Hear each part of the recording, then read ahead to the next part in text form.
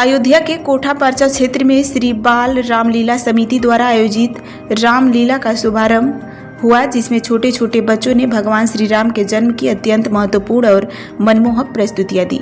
नाटक निर्देशक डॉक्टर किशन सोनी ने बताया कि यह बाल रामलीला 51 वर्षों से निरंतर आयोजित की जा रही है और इसकी सबसे बड़ी खासियत यह है कि इसमें केवल बच्चे ही अभिनय करते हैं। बच्चे 1 माह से ही रिहर्सल कर अपनी कला का प्रदर्शन कर रहे हैं। डॉक्टर सोनी ने जानकारी देते हुए कहा कि रामलीला का अगला दृश्य सीता स्वयंवर का होगा। इसकी भव्य तैयारियां की गई हैं। उन्होंने कहा कि अयोध्या की पहचान श्री राम और रामलीला से है, लेकिन यह दुखद की बात है कि आधुनिकता के दौर में रामलीला मंचन की परंपरा धीरे धीरे समाप्त होती जा रही है। आज श्री बाल रामलीला समिति कोठा परचा है जो कि चौक में मनाई जा रही है और बहुत पुरानी रामलीला है जो यहाँ के बाल कलाकारों द्वारा निभाई जाती है।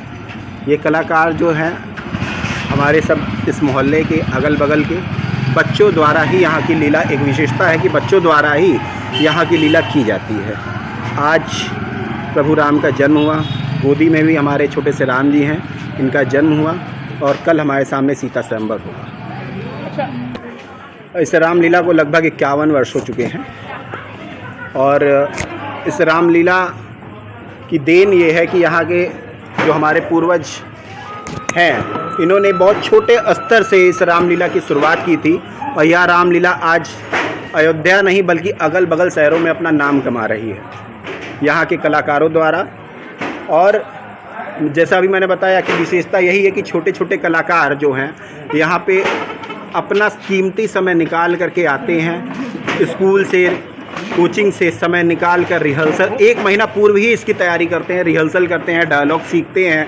उसके बाद यहाँ की रामलीला आपके सामने 10 दिन की दिखाई जाती है। वर्षों से देखिए, ये अयोध्या जो है राम की जो नगरी है, ये पहचान रामलीला से है, जो आज देखने में अगर देखा जाए तो ये कम होती, दिन प्रतिदिन अब कम होती जा रही। कहीं पर्दे पे चलने लगी है, कहीं अब रामलीला का अस्तित्व अगर देखिए कहीं ना कहीं कम होता जा रहा है। लोगों के पास समय नहीं है।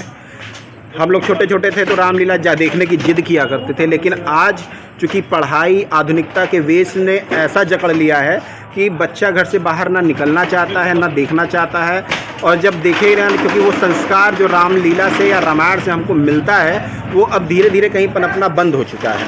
इस रामलीला को दिखाने का मेरा मेन लक्ष्य यही है, उद्देश्य यही है कि हम किसी भी तरह राम की मर्यादा को, राम के त्याग को, राम के धैर्य को किसी तरह हम जनमानस में पहुंचा सकें।